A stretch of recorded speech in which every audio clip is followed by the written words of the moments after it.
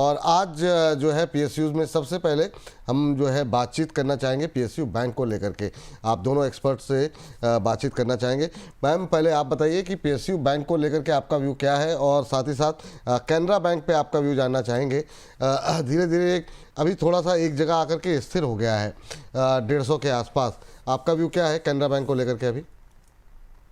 तो पहले PSU overall as a counter, as a pocket, कि हम पीएसयू बैंक से एक्सपेक्ट क्या कर रहे हैं। सो मैं एक लॉन्गर रन के हिसाब से तो मैं बुलिश हूँ विपुल जी, लेकिन अगर मैं सिर्फ ये देखूं कि मुझे 2 हफ्ते का एक व्यू डिसाइड करना है, तो बहुत ज्यादा अपसाइड नहीं देख पाएंगे फिर आप। तो अगर आप एक इन्वेस्टमेंट के हिसाब से थीम ढूंढ रहे हैं, it is a good pocket, आप कर सकते हैं।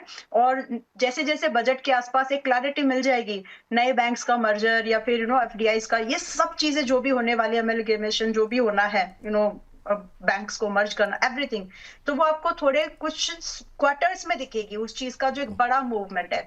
आई एम नॉट एक्सपेक्टिंग, मुझे ये नहीं लग रहा है कि जो मूवमेंट हमको अगस्त से अभी दिसंबर तक, जनवरी में कंसोलिडेशन चल रहा है, सिर्फ अगस्त मंथ से दिसंबर तक का जो मूवमेंट है, वैसी एक्सपेक्टेशन मेरी अभी अगले कुछ महीने तक नहीं, 1 महीने की डाउन द लाइन नहीं है। आई एम एक्सपेक्टिंग कि एक स्लो स्टडी मूवमेंट रेंज हमको निफ्टी पीएसयू इंडेक्स में दिखेगी।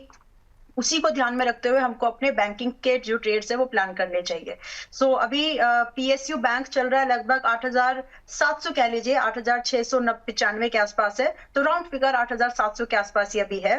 And it is very likely कि 8,300 से लेकर के अगले कुछ हफ्तों तक हमको ये 8,800 की रेंज में ही ट्रेड होते हुए दिखेगा, बिफोर इट टच और टेस्ट, हम ये कह सकते हैं 9,200 से लगभग 9,500 की रेंज। और ये जो 9,200 और 9,500 है पीएसयू बैंक्स इंडेक्स के लिए, ये अगले 6 महीने का एक व्यू है। तो आप ये समझ सकते हैं कि आपको जो एसबीआई जी। बैंक हुआ, पीएनबी हुआ, इनमें आपको एक बहुत स्पेसिफिक एक्शन लेकर के अपने व्यू बनाने हैं। So this is about index. जी। एंड अभी मैं कैनरा बैंक को अगर देख रही हूँ, कैनरा बैंक 150 पर आया है। To me it is very expensive and risky, क्योंकि यहाँ पर आपका risk reward is extremely not favourable. तो अगर आपको फ्रेश बाइंग कैनरा बैंक में लेने का विचार है और आप ट्रेड ढूंढ रहे हो ना कि investment, so you should wait at least for 130 से 135 से 140 की रेंज के लिए वेट करिए। 2-4 दिन में शायद ये रेंज आपको मिलनी चाहिए, क्योंकि इंडेक्स पर भी एक पुल बैक एक्सपेक्टेड है। तो वहां पर आप चाहें तो एक टारगेट, वहां पर आप चाहें तो फिर एंट्री बना सकते हैं, बट नॉट एट 150। इसके बाद जो टारगेट होंगे 160 रुपए से लेकर के लगभग 6 महीने से 9 महीने के दायरे में 160 से 185 तक के टारगेट्स हमको कैनरा बैंक में दिख सकते हैं। बट फोकस रहिए कि आपको एंट्री अच्छी बनानी है ताकि रिस्क कम हो जाए। ये बात यहाँ पर निकल करके आई है। चलिए सर, आपका व्यू पीएसयू बैंक को लेकर के इन जनरल, और बैंक ऑफ बड़ौदा से आपकी राय जानना चाहेंगे। ओवरऑल मैं भी पॉजिटिव हूँ, जिस तरीके से मेरे जो कलीग हैं उन्होंने भी बताया कि, बट ओवरऑल जो मेरा फोकस है पीएसयू पे पूरे साल भर के लिए बहुत पॉजिटिव हूँ। जिस तरीके से लास्ट 2-3 बार जो आरबीआई ने लिक्विडिटी पुश की है इंडियन मार्केट्स में, मुझे लगता है कि पीएसयू बैंक उसको बेस्ट बेनिफिट लेने वाला है आगे जाके। और अब अगर क्वार्टरली अर्निंग्स भी देखोगे तो बैंक ऑफ बड़ौदा हो, कैनरा बैंक हो, ये दोनों ने अच्छा परफॉर्म किया है। SBI also has done well, very well. और जिस तरीके से ये 1000 के ऊपर ट्रेड कर रहा है, तो आई थिंक ये कंटिन्यू रहेगा। 1100-1120 तक मुझे लगता है कि SBI can do very well. और 320-335 ये मुझे लगता है कि बैंक ऑफ बड़ौदा का मोमेंटम अच्छा आ सकता है। किसी को अगर फ्रेश ट्रेड लेना है तो मुझे लगता है कि बैंक ऑफ बड़ौदा और पीएनबी बैंक और यूनियन बैंक, ये तीनों बैंक में आप थोड़ा फ्रेश पोजीशन ले सकते हो considering the upcoming Q3 earnings. ये बात यहाँ पर निकल करके आई है, इसको लेकर के ध्यान रखिए। चलिए एक जो है मतलब अगर हम खाली लेवल्स के आधार पे एक दो स्टॉक्स जो है फटाफट डिस्कस कर लेते हैं। मैम, एसबीआई पे क्या लेवल देखना चाहेंगी? लेकिन इस बीच ऑयल कंट्री टेबलर, ये देखिए अपना जो है पहला टारगेट जो इस पर दिया गया था वो टारगेट हिट कर दिया। कैसे कर लेती हैं मैम बाला मैम? मतलब वाह, बहुत शानदार। आपने इंट्रा डे बोला था, ये मतलब इंट्रा प्रोग्राम तो मतलब हिट हो रहा है। ये जो आपने 10 दिन बोला, ये 10 दिन के अंदर ही जाएगा 70 रुपये। ये तो मुझे लग रहा है कि मतलब क्या ही बोला जाए अब जल्दी तो जा सकते है, जल्दी जा सकता है। जल्दी जा सकता सो है। It depends. देखिए इसमें मतलब कुछ ऐसा नहीं, अतिशयोक्ति वाली बात नहीं है, but it's all experience. Gradually आप चीजों को देख रहे हो, समझ रहे हो। कॉन्ट्रा ट्रेड पर इसीलिए मैं ज्यादा, मुझे मेरा रिस्क कम रखना है। मतलब अगर किसी ट्रेड में मुझे एंट्री देखनी है तो आई नीड टू सी कि रिस्क कितना मिल रहा है वहां पर, एंड प्रोबेबिलिटी ऑफ टारगेट कितनी है, कब तक है, वो सारी चीजें देख करके इस तरह के ट्रेड आप ढूंढ सकते हैं। बट ऑल ऑफ सडन नहीं होता, need to see a lot of charts in a day, बहुत सारी प्रैक्टिस लगती है, बट हो जाता है। बट हर बार नहीं होता। लाइक मैं एग्जांपल भी देयर आर मेनी जी एग्जांपल्स जिसमें 100% नहीं होता, बट मोस्ट ऑफ द ठीक, केसेस में यू विल सी दिस। बिल्कुल। Thank you. अरे बहुत शानदार मैम। तो ये हो गया इंट्राडे का टारगेट हिट। 70 रुपये की कॉल अभी भी खुली हुई है, 70 रुपये के टारगेट की कॉल अभी भी खुली हुई है। तो जो लोग मैम अभी प्रॉफिट बुक करें या रहने दें? देखिए 10% एक दिन में मिल रहा है, बुक करना चाहिए। जी, अपर सर्किट तो लग गया है इसमें 20% का। तो अब तो मतलब आज तो नहीं मिलेगा, फिर हाँ, आपको ultimately you got to hold it. अगर सर्किट खुलता है और ऊपर के भाव पर जाता है तो आप अपनी ट्रेलिंग जरूर ऊपर कर लीजिए इस बार, अगर होल्ड करना चाह रहे हैं 70 रुपए के लिए तो ठीक, आप 56 पर ट्रेलिंग करके रख दीजिए। फ्रेश बाइंग आप कर नहीं पाएंगे, मोस्ट लाइकली है गैप अप वगैरह कल खुले या 2-3 दिन में 70 वगैरह आ जाए, चांसेस है। ये बात यहाँ पर निकल कर आई है। नज़रें रखिए ऐसे जो है धुआंधार प्रदर्शन के लिए बोनस के ऊपर। चलिए इस बीच नहीं नहीं, अम्बाला जी पर नजरें तो रखिए ही रखिए, बोनस पर भी विशेष नजर रखिए, है ना। चलिए हाँ, चलिए सर, यूनियन बैंक सर अभी आप बोल रहे थे प्रशांत सर, तो जरा उसके लेवल्स अगर आप थोड़ा सा डिस्कस कर लेते तो बेहतर रहता कि करंट लेवल पर भी क्या बाय कर सकते हैं union bank? I think yes, with stop loss of 161 162, very small stop loss है, बट आज के मार्केट में जैसे वॉलेटिलिटी चल रही है मार्केट में, तो उसे सबसे छोटा स्टॉप लॉस मेंटेन करना चाहिए। टारगेट 172 175 178, ये तीन टारगेट को एक छोटा स्विंग ट्रेड फॉर 1 वीक, मतलब आज अगर ट्यूसडे है तो 2-3 दिन के ट्रेड के हिसाब से यहाँ पे फ्रिक्वेंसी खड़ा कर सकते हैं।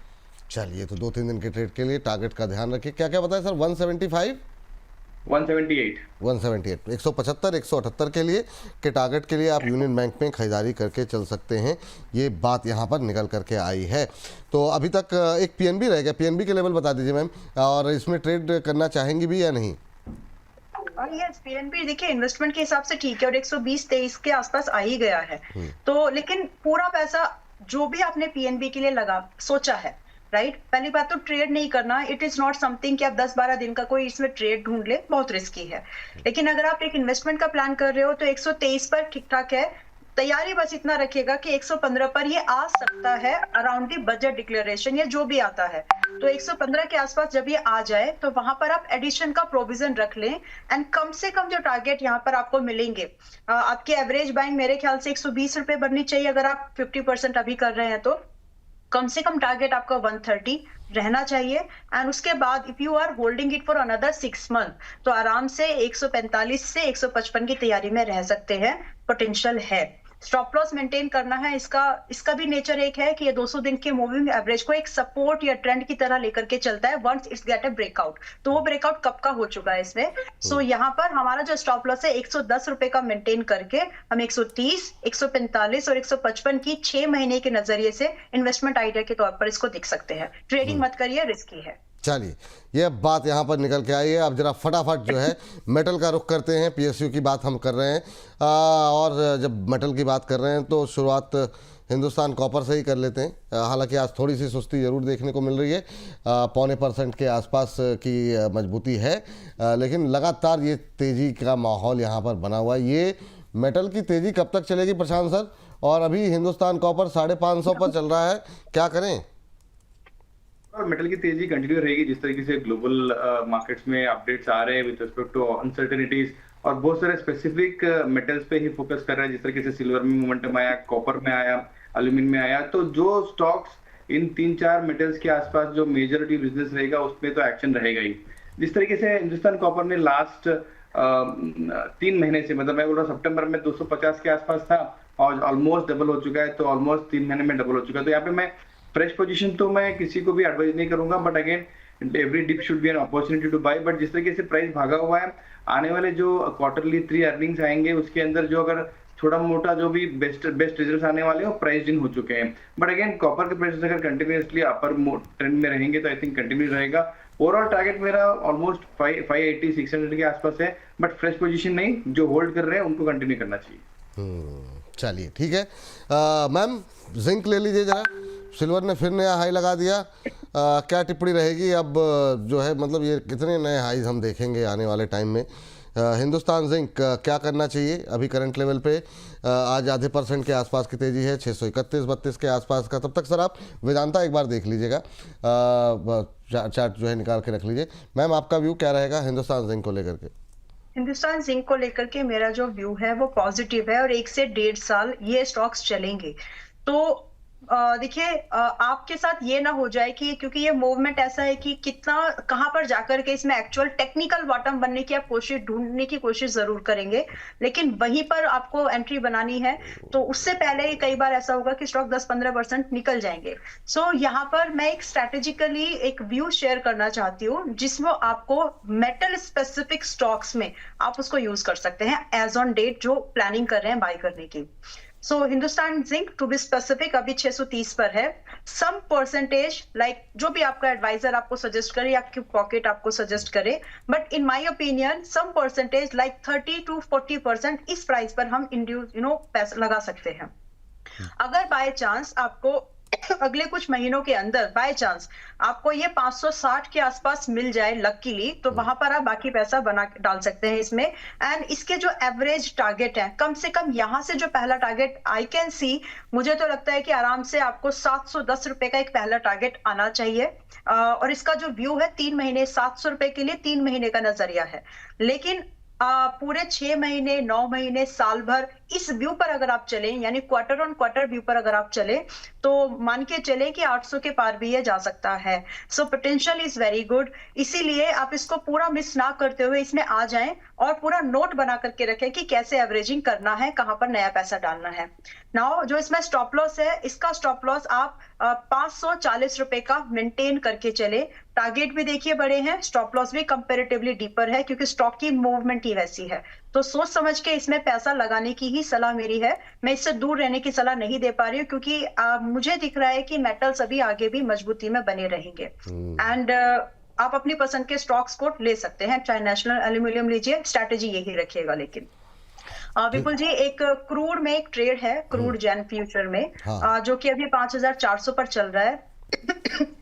अच्छा खासा मूवमेंट हम क्रूड में देख पा रहे हैं। मुझे वैसे मैं बताना चाहती हूँ कि ये हमारे लिए एक एक्टिव कॉल रही है। पिछले हफ्ते 5060 पर हमने क्रूड का ट्रेड दिया था और 2 टारगेट दिए थे, 5250 अपनी क्रूड कम्युनिटी में और 5400। तो जो गिवन टारगेट थे वो हिट हो गए, बट जो व्यू अभी भी है वो यहाँ से अभी भी पॉजिटिव है। So if someone is looking to trade in crude और कमोडिटी में क्रूड में ट्रेड करना है तो 5400 के आसपास एक फ्रेश व्यू बनता है, जिसमें कि पहला टारगेट आपको लगभग 5460 का एंड लगभग 5520 का दूसरा टारगेट आपको स्विंग ट्रेड हफ्ते भर के अंदर में मिलना चाहिए। एंड जो स्टॉप लॉस आपको मेंटेन करके चलना है 100 रुपए दूरी पर, यानी 5300 पर एक स्टॉप लॉस लगा करके चले।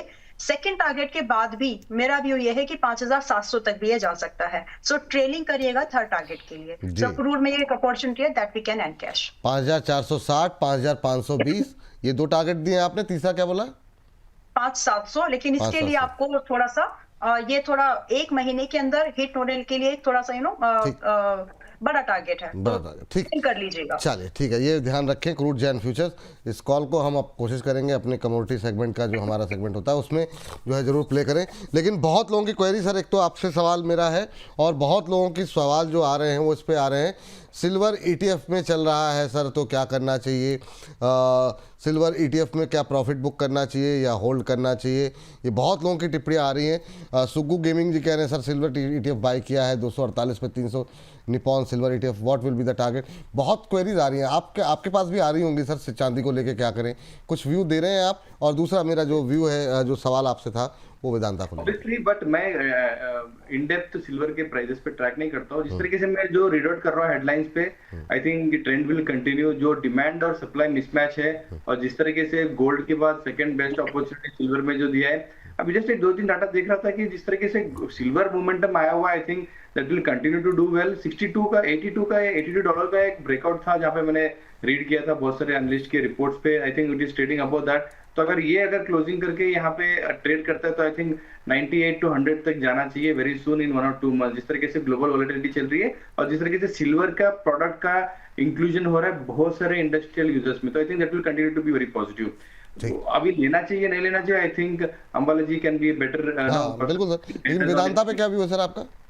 वेदांता में वेरी पॉजिटिव, जिस तरीके से उसके सब जो एनसीएलटी अप्रूवल्स मिल रहे हैं और ऑलमोस्ट उसका रिकॉर्ड डेट के लिए मोमेंटम चालू हो चुका है। ऑन और बिफोर मार्च 26 उसके रिकॉर्ड डेट भी आ जाएंगे और 5 कंपनियां अलग अलग से कंपनी हो जाएगी और उसके बाद लिस्टिंग का भी चालू हो जाएगा। ओवरऑल जो आज की तारीख में भी ऑल टाइम हाई के आसपास चल रहा है। नो फ्रेश बाइंग, बट जिसको अगर डीमर्जर में पार्टिसिपेट करना है उनको बाई कर सकते हो, बट थोड़ा प्राइस में ऊपर नीचे हो सकता है, that's the risk. But time being जिस तरीके से मोमेंटम आ चुका है 660 675 तक ये मोमेंटम जारी रहेगा। दो एडवांटेजेस है, एक तो डीमर्जर का मैं बोल चुका हूँ रैशनल, बट सेकंड चीज इसके अंदर जो एल्यूमिनियम हो, बहुत सारे प्रीशियस मटेरियल के जो सेगमेंट बिजनेस है वहां पे भी उनको अच्छा खासा बेनिफिट हो रहा है। तो I think fundamentally as well as जो कॉर्पोरेट एक्शन होने वाला है दोनों तरीके से पॉजिटिव है। फ्रेश पोजीशन में नहीं बोल रहा हूँ, किसी को किसी ने अगर ले चुके हैं 660 675 में एक प्रॉफिट बुकिंग कर सकते हो। अगर डीमर्जर में पार्टिसिपेट करना ही है तो मार्च तक कंटिन्यू टू होल्ड। ठीक, ये बात है वेदांता को लेकर के। मैम सेम सवाल आपसे, सिल्वर ETF को लेकर के जो सुगु गेमिंग जी ने लिया है उनको क्या करना चाहिए? बहुत लोगों के सवाल हैं ETF को लेकर के।